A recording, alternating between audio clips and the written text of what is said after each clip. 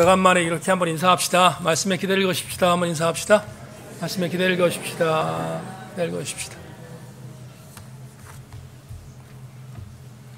오늘이 고린도전서 60번째 시간입니다. 공부를 열심히 했는데 벌써 60번째 시간이 됐습니다. 오늘도 실망시키지 않으시는 주님께서 말씀에 은혜 주실 줄로 믿고 함께 아멘으로 잘 화답하고 돌아가는 귀한 시간 되기를 소망합니다. 우스갯소리 하나 하면서 시작하겠습니다. 이건 진짜 웃기는 얘기일 수 있습니다. 웃어주면 좋겠습니다.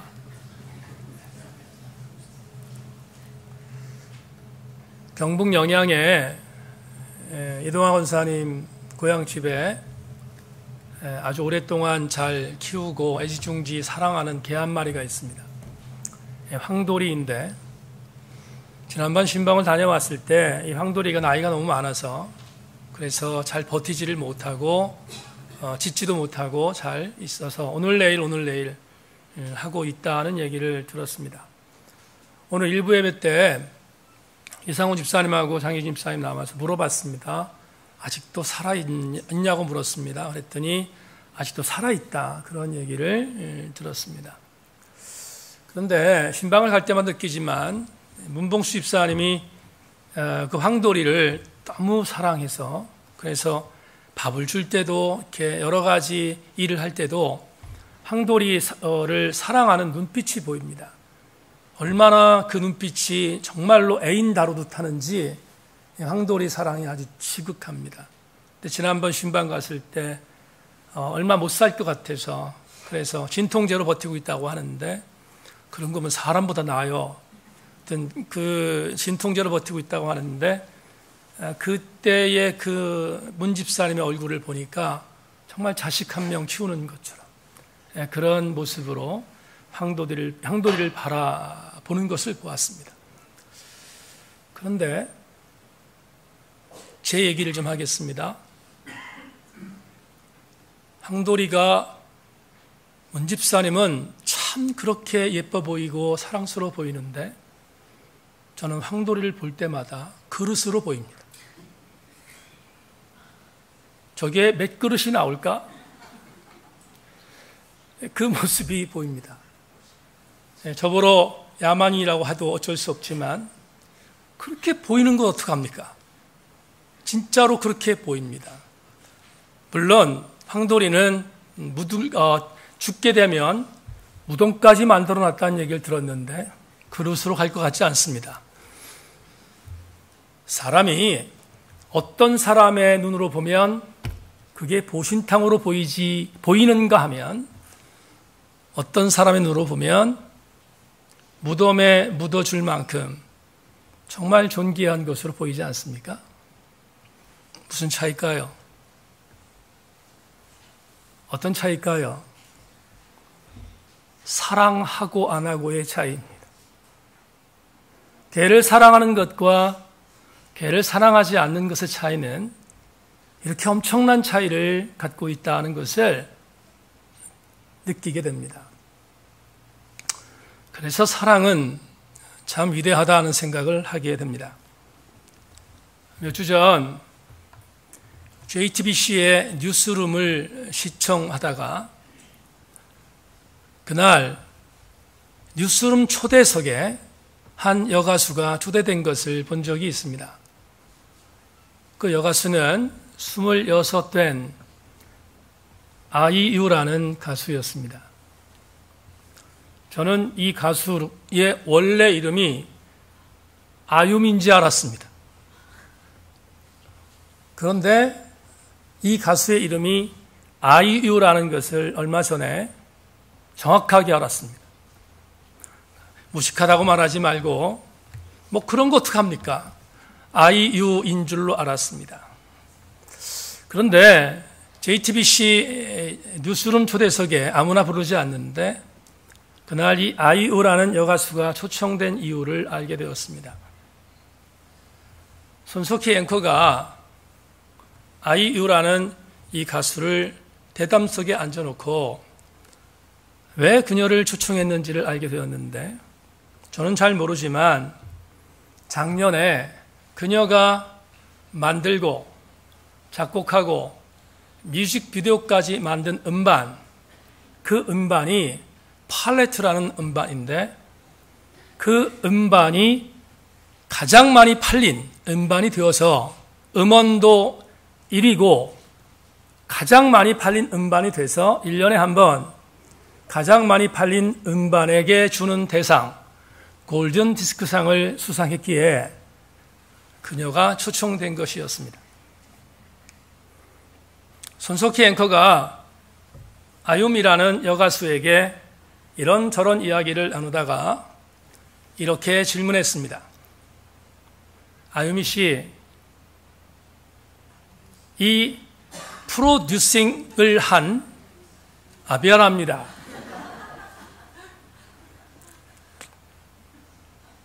아이유 씨,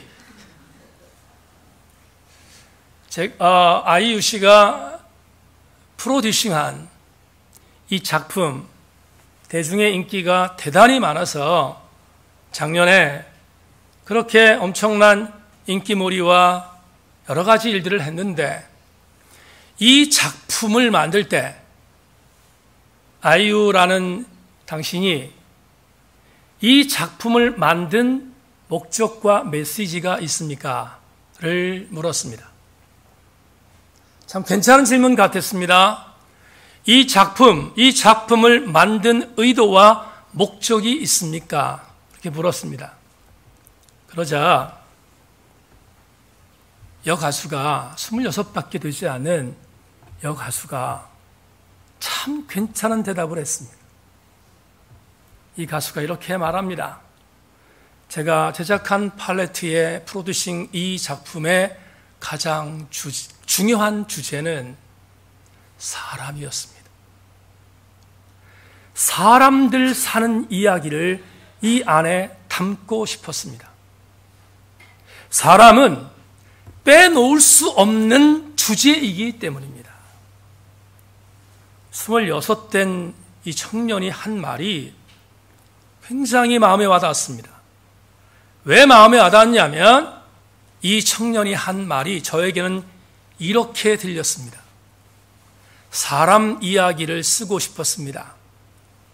사람이 살아가는 이야기를 쓰고 싶었습니다라는 이 말이 저에게는 비슷한 단어로 들렸습니다. 사랑 이야기로 메시지를 전달하고 싶었습니다. 라고 들렸습니다. 가만히 생각해 보니까 이런 결론이 나오지 않습니까? 사람 이야기가 곧 사랑 이야기이지 않겠습니까? 인류 역사상 사람들의 이야기가 있는 곳에 빠지지 않는 이야기가 있다면 그거야말로 러브스토리이지 않겠습니까? 그런데 여기서 주목할 것이 하나 있습니다. 사람이 사람과의 만남을 통하여 얻는 가장 행복한 메시지가 사랑 이야기라고 할 때 그건 우리가 통상적으로 당연해, 그럴 수 있어, 사람이 사람을 만나는 사랑 이야기야말로 너무 당연한 거야 라고 우리는 해석할 수 있지만 조금 우리의 신앙의 측면으로 우리의 영적 스펙트럼을 바꿔서 우리가 다른 생각을 해본다면 이건 대단한 은혜가 아닐 수 없습니다. 무엇인가? 사람이 사람을 사랑한 이야기는 너무 당연하지만 우리를 만든 창조주가 만들어진 피조물을 사랑한 이야기는 반전이지 않습니까? 그건 정말 드라마 같은 이야기 아닙니까? 일체의 모든 종교는 인간이 신을 사랑한 종교입니다. 그것이 하나의 프레임입니다. 모든 대체적인 종교는 사람이 신을 사랑한 메시지입니다. 그런데 우리 기독교는 정반대입니다. 기독교는 신이, 하나님이 우리를 사랑한 종교입니다. 로마서 5장 6절로 8절 말씀은 아마 사도 바울이 로마서를 쓰면서 로마서 1장과 더불어 로마서 8장과 더불어 가장 중요한 메시지를 여기에 담고 있지 않을까 생각할 정도로 유명한 성경 구절입니다. 로마서 5장 6절로 8절을 여러분에게 읽어드리겠습니다. 여러분들은 자막을 참고해 주시길 바랍니다. 우리가 아직 연약했을 때에 기약대로 그리스도께서 경건치 않은 자들을 위하여 죽으셨도다.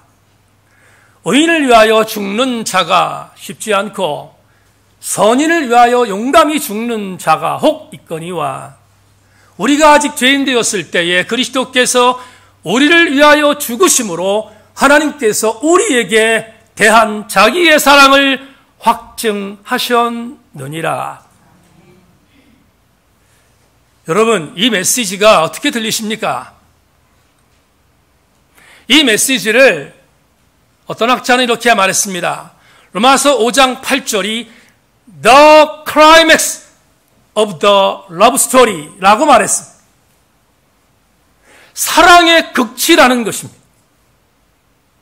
로마서 5장 8절이 우리에게 주어진 사랑의 메시지 가운데서 클라이맥스라고 정한 것은 대단히 우리에게 중요한 감동을 주지 않겠습니까? 개역개정판으로 여러분에게 로마서 5장 6절로 8절을 읽었습니다. 이제는 유진 피터슨의 메시지로 여러분에게 이 구절을 다시 읽어드리겠습니다. 좀 주목해 주실 수 있기를 부탁합니다. 그리스도께서 더없이 알맞은 때에 오셔서 이런 일을 이루십니다. 그분은 우리가 다 준비되기까지 기다리지 않으셨고 지금도 그러하십니다. 우리가 너무 약하고 반항적이어서 전혀 준비가 되어 있지 않았던 그때에 그분은 자기 자신을 이 희생적 죽음에 내어주셨습니다. 설령 우리가 그렇게 약하지 않았다 하더라도 우리는 여전히 갈팡질팡했을 것입니다. 우리는 목숨을 바칠 만한 가치가 있다고 생각하는 사람을 위해 대신 죽는 것은 이해할 수 있습니다. 또 선하고 고귀한 사람을 보면 우리 안에 그를 위하여 기꺼이 희생하고자 하는 마음이 일어난다는 사실도 알고 있습니다. 그러나 8절이 이것입니다. 그러나 하나님은 우리가 그분께 아무 쓸모없을 때 당신의 아들을 희생적 죽음에 내어주심으로 그렇게 우리를 위해 당신의 사랑을 아낌없이 내놓으셨습니다. 8절은 감동의 감동이지 않습니까? 그러나 하나님은 우리가 그분께 아무 쓸모없을 때에 당신의 아들을 희생적 죽음에 내어주심으로 그렇게 우리를 위해 당신의 사랑을 아낌없이 내놓으셨습니다. 이 구절은 감동입니다. 우리는 일반적으로 나를 사랑하는 사람을 사랑하는 것, 사람이 사람을 사랑하는 것, 사도 바울도 말하지만 있을 수 있다는 것입니다. 심지어 사람이 사람을 위하여 죽어가는 것, 죽을 수 있다는 것, 그것도 가능성이 있다고 말합니다. 그런데 The climax of the love story, 사랑의 극치는 그게 아니에요. 사랑의 극치는 내가 죽을 만한 가치가 없어요. 아니요. 죽을 만한 가치가 없을 정도가 아니라 나는 정말로 그런 것을 받을 만한 대상이 아니에요. 그런데 하나님께서 그런 자격도 없고 그런 가치도 없는 저와 여러분을 위하여 당신이 그렇게 사랑했던 아들을 우리에게 보내주신 것이 무엇입니까? 사랑 이야기의 극치가 아니겠습니까?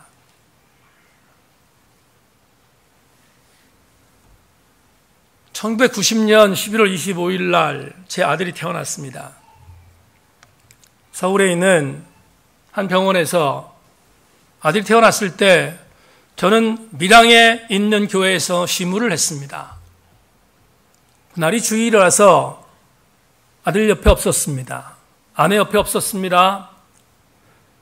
주일날 분만실에 들어간다는 이야기를 듣고 전화를 했습니다. 아내가 들어갔을 때 지금이야 남편들이 분만실에 들어가서 직접 아내를 보지 않습니까? 근데 그때는 생각도 못했던 때였는데, 그런데 저는 더군다나 밀양에 있었기 때문에 전화로 아내를 위해서 기도하는 마음으로 전화를 열었습니다. 분만실에 간호사가 받았습니다. 근데 산모를 바꿔줄 수 없습니다. 근데 그 순간 그 얘기를 듣는데 아내의 비명 소리가 들렸습니다. 얼마나 가슴이 짠하고 아팠는지 남편 되신 분들은 다 아시지 않습니까? 그리고 그렇게 태어난 놈이 제 아들입니다. 옛날에 말을 안 들어서 맨날 그 얘기 했어요. 너를 어떻게 낳는지 아느냐? 여러분, 그런데 김기성 목사님이 쓴 오래된 세길에 이런 글이 있습니다. 우리는 신이 아픈 어느 날, 곧 예수께서 십자가에 못 박히던 그날 태어났다. 기독교인으로 살아간다는 것은 그 신의 상처를 함께 아파하는 삶이다. 이 글을 맨 처음 발견했을 때 너무 가슴이 뜨거웠습니다. 그래서 제 책에도 이 내용을 집어넣습니다. 아십니까? 저와 여러분들 모두가 하나님 아버지께서 아파하신 그날 태어났다는 것을. 그렇다면 우리가 그 하나님 앞에 하나님의 그 은혜를 갚는 방법은 이것이지 않습니까? 우리가 신이 아파하는 그 아픔의 삶으로 우리가 들어가는 것이 아니겠습니까? 그런데 신이 아파했던 그 아픔으로 들어가는 그것을 오늘 우리 언어로 말한다면 그게 뭘까? 그게 바로 사랑하기인 것입니다. 저는 오늘 여러분과 함께 바울이 본문에서 말하고 있는 사랑하기의 세 번째와 네 번째의 교훈을 나누기를 원합니다. 오늘 본문 4절에서 사도 바울은 이렇게 말했습니다. 사랑은 오래 참고, 사랑은 온유하며, 시기하지 아니하며, 사랑은 자랑하지 아니하며, 교만하지 아니하다.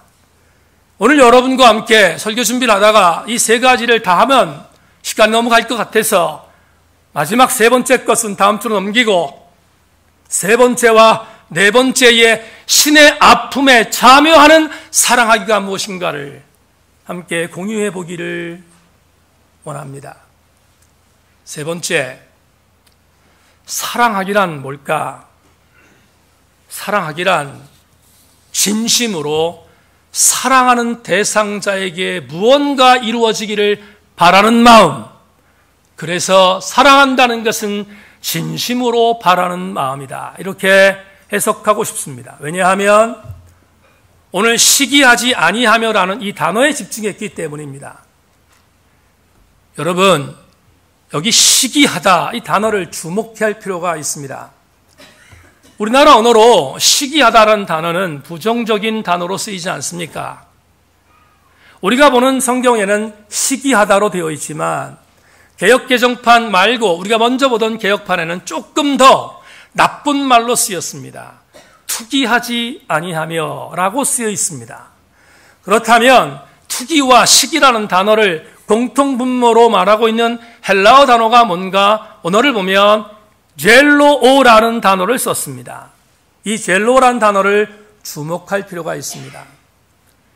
여러분, 신약성경에 넘어오면 예수님의 12제자 중에 가룟 유다, 그 다음에 시몬이라는 이 두 사람이 있는데 이 사람의 정체를 말할 때 학자들이 추측하기로 이 가룟 유다와 시몬이라는 이 두 사람은 아마도 열심당원 출신이었을 것이다 라고 말합니다.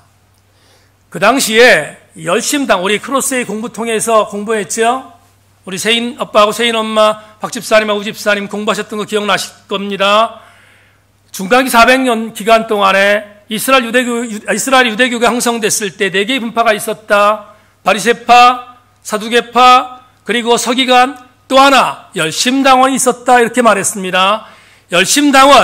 열심당원들은 칼과 총을 갖고 로마와 대항하여 싸우자는 그룹이었습니다. 그런데 이들을 열심당원이라고 번역하는데 이들을 뭐라고 말하냐면 셀롯인이라고 말합니다. 셀롯이라는 단어가 무슨 단어인가? 셀롯이 어디서 파송됐냐면 여기 기록되어 있는 시기라는 단어 젤로오에서 파생됐습니다. 그런데 우리가 이미 이 시기하다는 단어를 부정적인 언어로 보고 있기 때문에 해석을 바꿔야 합니다. 여러분, 이 젤로라는 단어가 분명히 시기라는 단어로 쓰였고 투기라는 단어로 쓰였지만 헬라 원어 성경의 젤로를 원어 그대로 문자적으로 해석하면 좋은 단어입니다. 어떤 단어인가? 열심을 내는 것입니다. 그리고 열정적으로 바라는 것입니다. 그걸 한자로 열망이라는 말을 쓰지요. 열망하는 것입니다. 그게 젤로입니다. 주목할 게 하나 있는데 여러분, 하나님께서 모세를 불러서 십계명을 주지 않습니까? 시내산에서 십계명을 갖고 내려왔는데 이스라엘 신앙 공동체가 산 아래에서 금송아지 섬기면서 난리를 폈습니다. 첫 번째 받은 돌판을 가지고 금송아지를 부셨습니다. 돌판이 사라졌습니다. 십계명이 들어있는 돌판이 사라졌습니다. 하나님께서 금송아지 사건을 척결하신 뒤에 다시 모세를 부르셨습니다. 그래서 모세를 부르신 뒤에 여러분 로커드 누구지요? 이거 까먹었네. 모세라는 영화를 보신 적이 있지요? 그 모세라는 영화에서 기억나신 분들 혹시 아십니까? 불이 와서 돌판에 막 새기는 장면 보이시죠? 성경이 뭘 상징한 거냐면 친수하신 것. 친수란 말은 직접 쓰신 것입니다. 성경에서 하나님께서 직접 쓰신 것은 한 가지입니다. 뭐냐 하면 십계명입니다. 출애굽기 34장을 보면 하나님께서 모세를 다시 시내산으로 부르셔서 직접 친수로 쓰신 십계명이 두 번째 돌판에 기록된 장면이 나옵니다.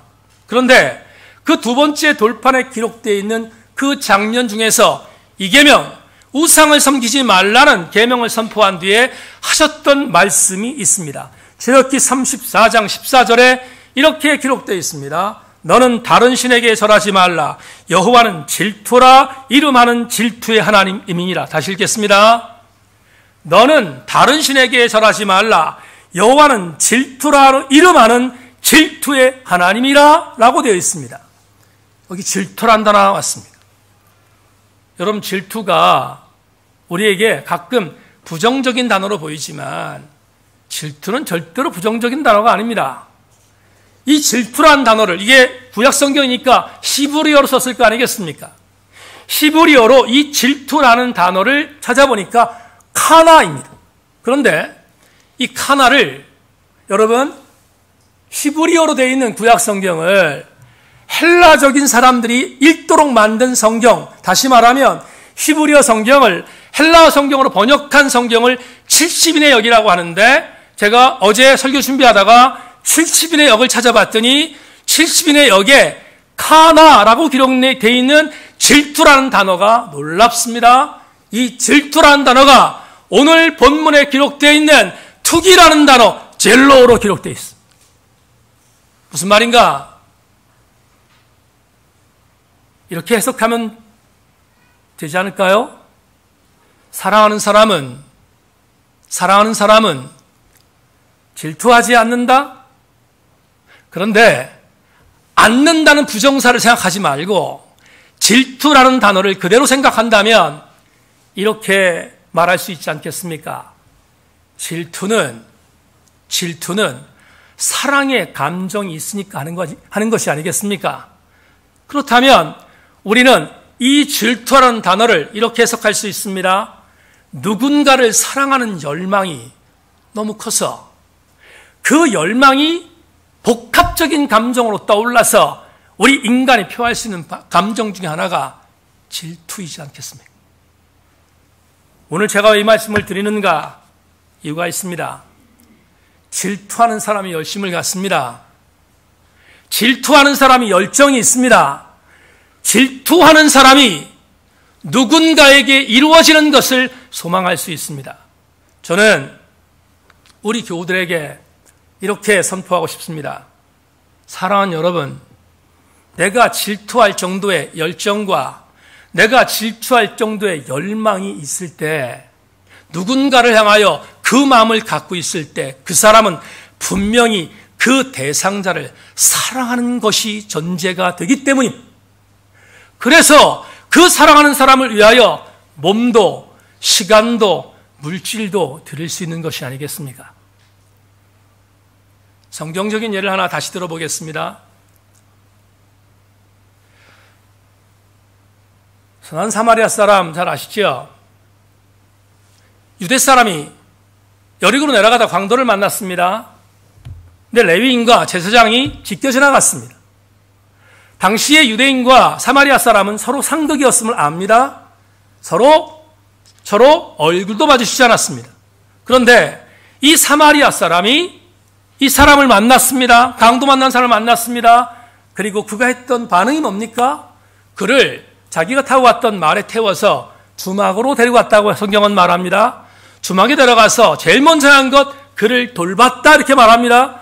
돌본 뒤에 그 주막의 주모에게 이 데나리온을 줬습니다. 데나리온을 주면서 이 사람을 돌봐주라 이렇게 말합니다. 그리고 하룻밤을 묵었습니다. 여러분, 그런 뒤에 이 사람이 자기 볼 일이 있어서 그 볼 일을 보러 떠났습니다. 놀라운 사실은 누가복음 10장을 보십시오. 이 사람이 두 데나리온을 주고 그 장소에서 떠난 뒤에 완전히 거기와 이별한 것이 아니라 다시 돌아왔다고 말합니다. 그런데 돌아올 때 이렇게 약속합니다. 부모에게 말합니다. 이 데나리온을 줬는데 혹시 이 사람을 돌보는데 돈이 더 들면 내가 갔다가 다시 돌아올 때 나머지 금액을 책임지겠다. 성경은 이것을 additional charge라고 말하고 있습니다. additional charge는 부가적인 금액입니다.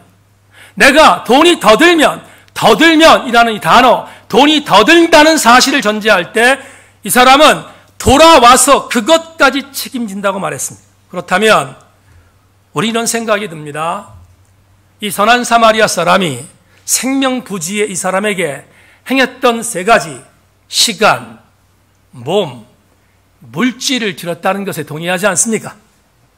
이 세 가지를 드렸다는 것은 다시 말하면 생명부지의 그 사람을 향하여 그가 낫기를 원하는 간절한 열망이 있다는 사실을 본문이 우리한테 말하고 있습니다.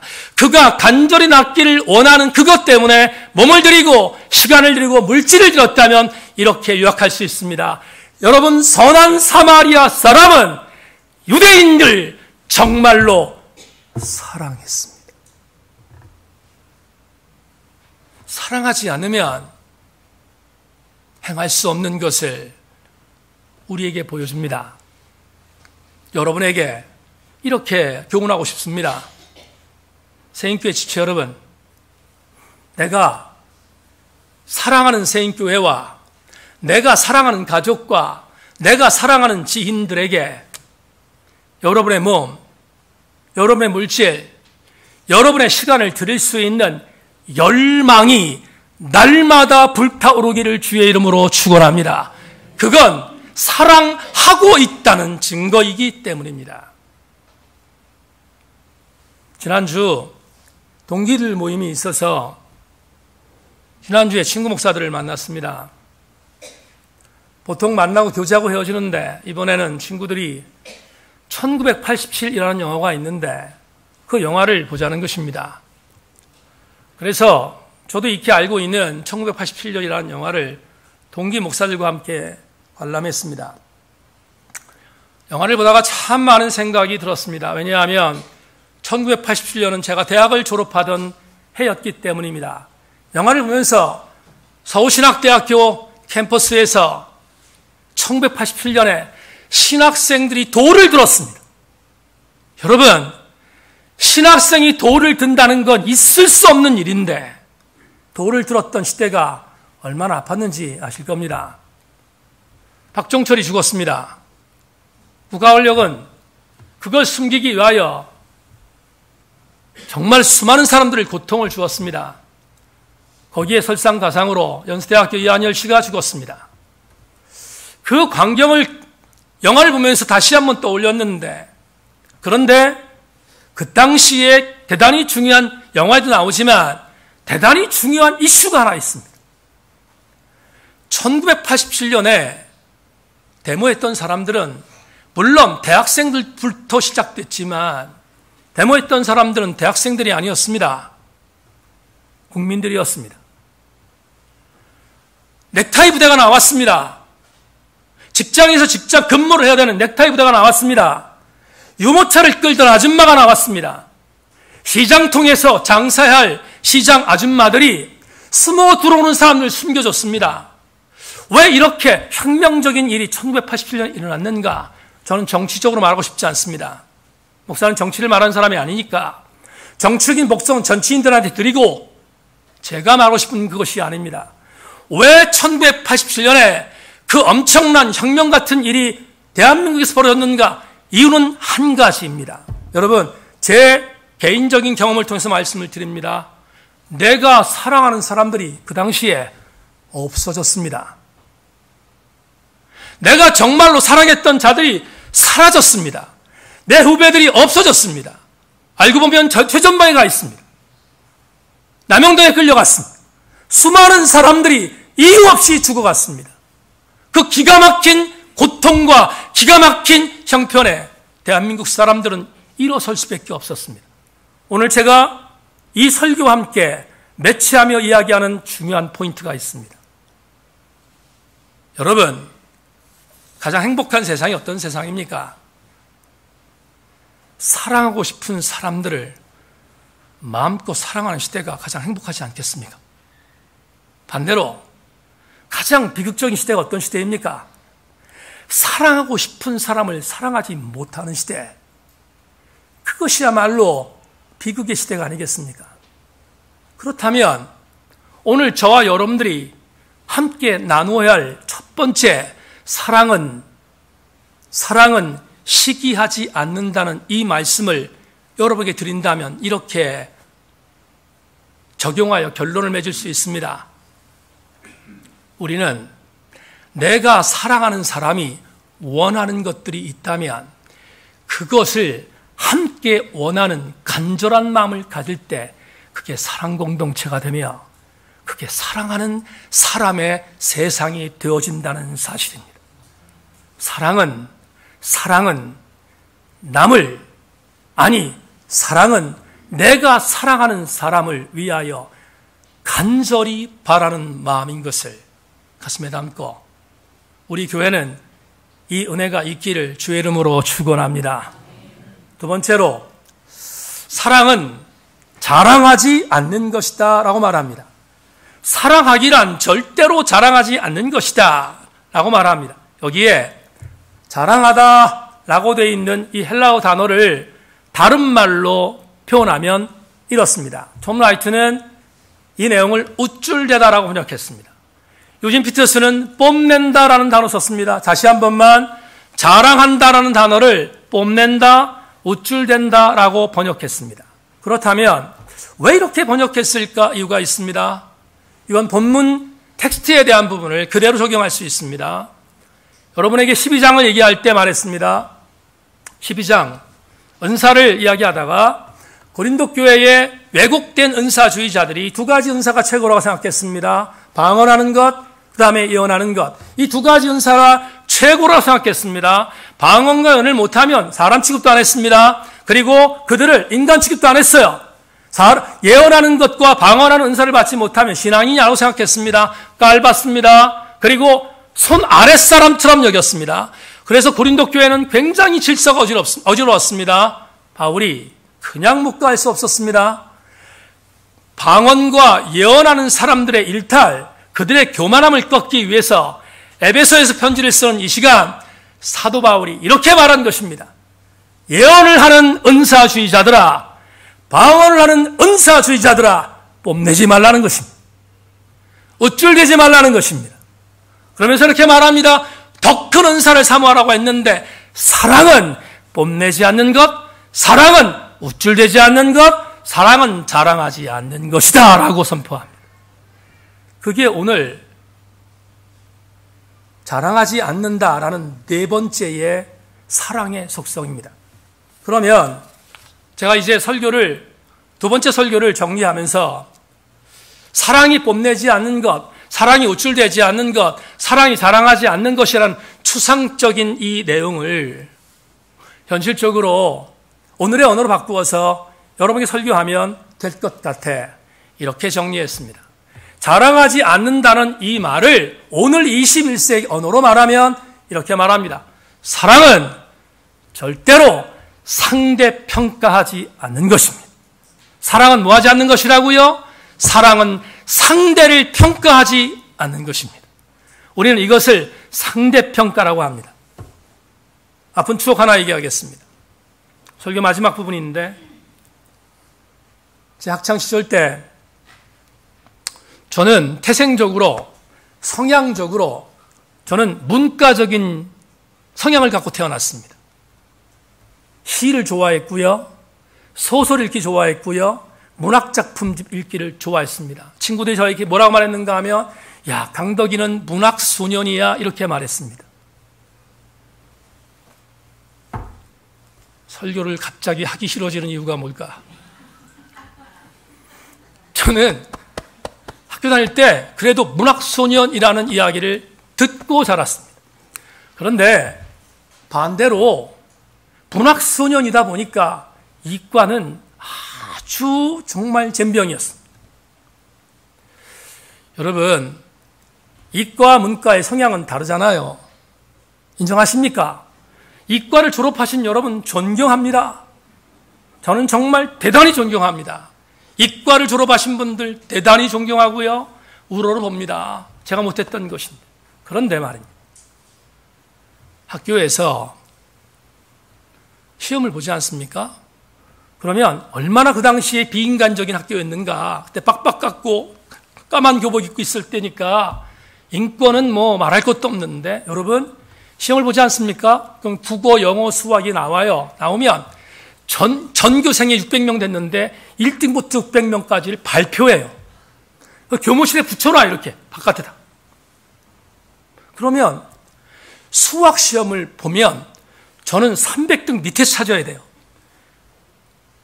여러분 300등 이상으로 올라간 적이 없어요. 정말로 있는 그대로 얘기하는 겁니다. 너무 창피하지만 400등 밑으로 내려간 적도 수없이 많습니다. 많습니다. 그런데 국어, 영어를 보면 믿거나 말거나 맨 위에 있었습니다. 이럴 때 아멘 해주면 참 좋겠구만. 맨 위에 있었는데 이것 때문에 교무실만 가면 선생님들이 싸웠습니다. 여러분 국어 선생님, 영어 선생님은 제가 천재인 줄 압니다. 근데 수학 선생님, 물리 선생님, 화학 선생님은 내가 골통인 줄 압니다. 나는 홍표 권사님을 너무 존경합니다. 화학을 존경한 사람은 천재입니다, 천재. 보세요. 우리는 이런 생각을 해야 되는데 사람이 성향이 있습니다. 말 그대로 문과적 성향이 있고 이과적 성향이 있습니다. 그렇다면 제대로 된 교육이라면 문과생은 문과생에 맞게 교육을 해야 되고 이과생은 이과생에 맞게 교육을 하는 것이 정상입니다.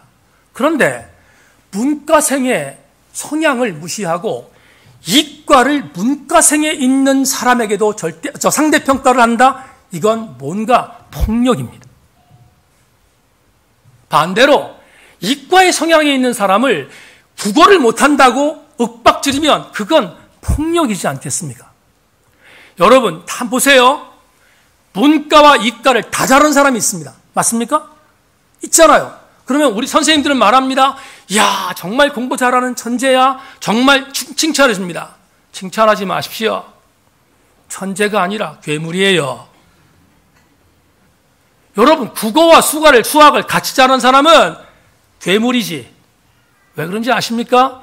그 사람이 좋은 성적 갖고 훌륭한 위치에 올라갔다 칩시다.